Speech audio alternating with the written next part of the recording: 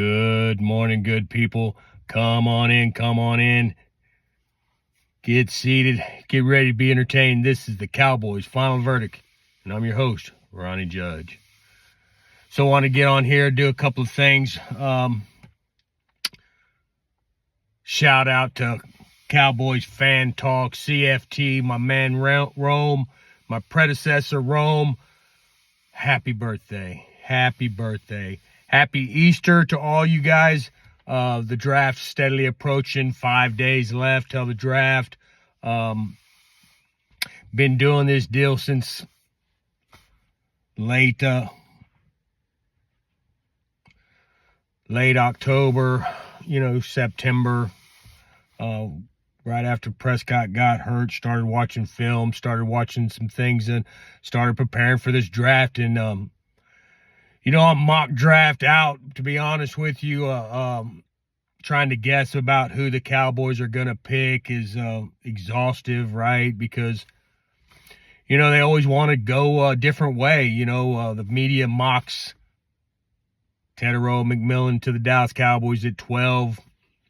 He shouldn't be there at all. He's like the 5th best player in this draft. Absolutely no reason why he'll be there.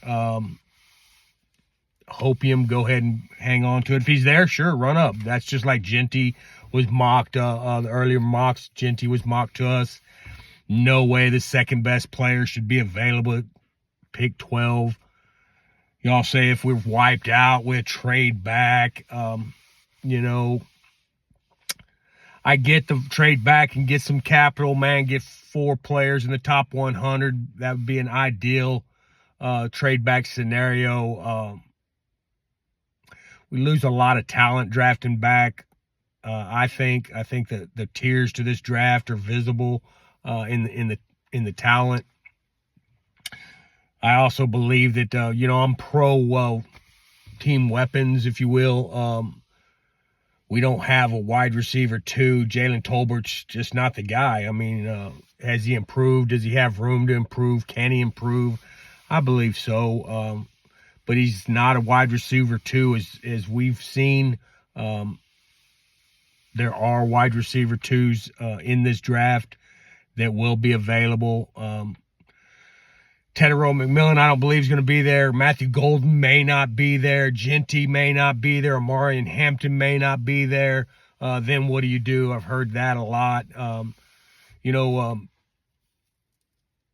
This draft is absolutely vital for the Dallas Cowboys. We cannot afford another miss. And you ask, well, we haven't missed. Well, you tell me a number 1 draft pick in the last 2 years that's still playing or that's contributing in a major way.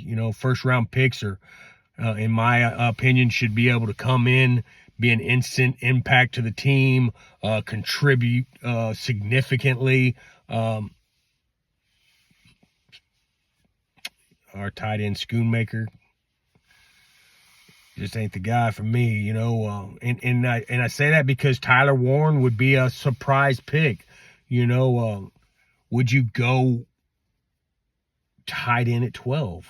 That's an anomaly for me, man. That's that would be a definitely curve. That would be a Jerry Jones Dallas Cowboy move, if you ask me. Run 12 personnel, smash mouth football.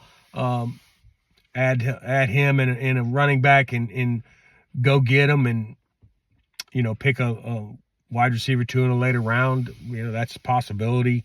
I would like to see him pick either running back or wide receiver at 12 and a running back or wide receiver at 44. And then draft whoever the heck you want. You know what I mean? Like, I believe we got enough depth pieces to fill the roster. I believe we got enough depth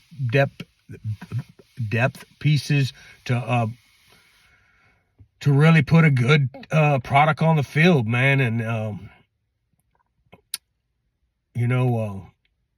Will McClay's got to hit. We cannot afford to. I did a video like this is imperative. Will McClay's job should be on the line. I think every scout's job ought to be on the line. You fired Brian Broaddus, right? And to me, he's the GOAT. I love the way he breaks things down. The show with him and Vosh Lombardi it's been amazing. You know, if you don't have any consequences for your action, no repercussions for what you do, you just sit back and get a paycheck. You know, and is that what the scouts are doing? Is that what Will McClay's doing? No, I didn't say that. I'm just saying I think there should be some heads should roll if they don't get it right. We've got to hit on this draft 3 in a row, man. We're so far behind. We got players that need to come along, need to step up. Can they? I believe they can. Marshawn Nealon, you know, they say get an edge rusher, power versus, speed. And isn't that what Marshawn Nealon is? Isn't that what he gives us? Step up, Marshawn. You know, Micah, hold him to the fire, man. Bring him up, hold him accountable. That's what leaders do. And I'm looking for that in the locker room this year. I'm looking for that on the field this year. Osa Digizua, being a key asset or addition this offseason.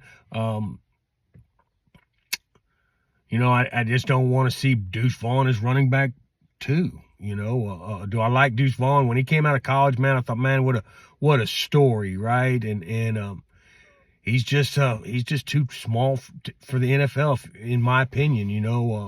He gets washed out in blocks. So I want to get a true running back too. There's just so many things that we need. We can't go wrong in this draft with so many needs. I just, like, share, and subscribe. This is absolutely not possible without you. I'm here in my mother-in-law's house, about ready to, get her ready to go to Easter service. So happy Easter, everybody, man. I hope you have fun with your families, man. Shout out again to Rome for Cowboys Fan Talk. Happy birthday, man. This is a new beginning. That's what this day's all about, new beginning. That's what this year's all about for me, is a new beginning for the Dallas Cowboys, an opportunity for them to turn the tables, right, to get over the hump.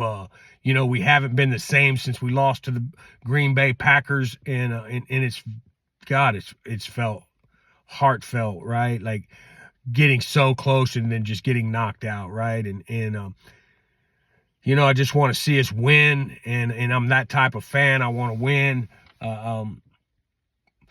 We have some good players coming up. I mean, Ibuka, Golden, and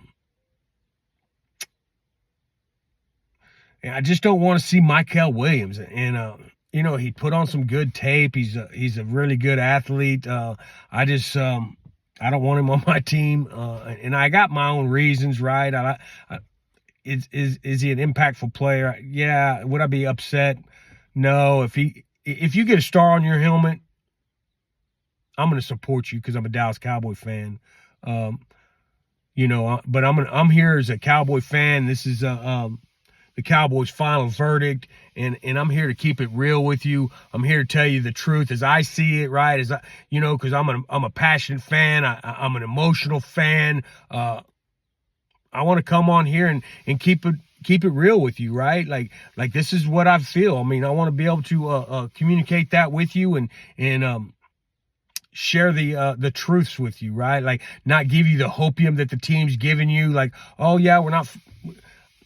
Man, Dak Prescott said it. We're not far behind, but man, we got some work to do. There was something concerning Duke Merriweather, right? The O-line whisper, right? He said in reference to Tyler Guyton, our first-round pick, that he's got a lot to figure out. It's all up to him. Now, you can read in that he's got a lot to figure out. He didn't say he's progressing. I've seen improvement. He's come a long way. He said something pretty negative. He's got a lot to figure out. And that could mean a lot of things, right? But, is it, does our coaching staff see the same thing? Is Connor Riley and do they see the same things in Guyton? Can they coach it up? Do they have a different coaching technique or way to approach these players. You know, coming out of college, these coaches were really good at developing players. They got their own way of doing that.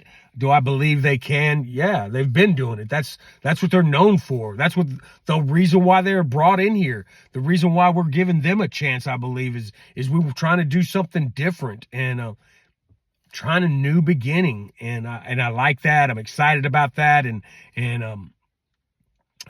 like I said, the draft 5 days away. I'm I'm mock draft out, man. I've done hundreds of thousands of mock drafts in different scenarios, and you know, Genty was mocked to us to begin with, man. There's no hope for that, man. Would that be a dream come true? Absolutely.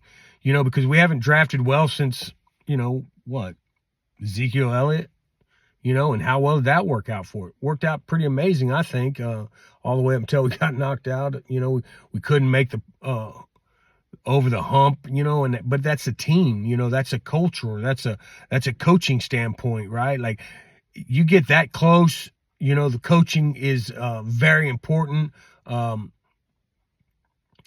And I just think that it's different. And am I here to blow smoke up? It's not that different. We're over the hump, I don't think. But this training camp, I'm ready for that. I'm ready for some football. I'm ready for some positive talk about the Dallas Cowboys instead of like, oh, they can't win anything. Look, they're chokes. The Philadelphia Eagles have shown us how to do it. Are we going to get there? I certainly hope so. And that's my final verdict. This is the Cowboys' final verdict. And I'm your host, Ronnie Judge. Happy Easter, peace and love. A new beginning has begun. Like, share, and subscribe. Be nice, be kind. Peace and love.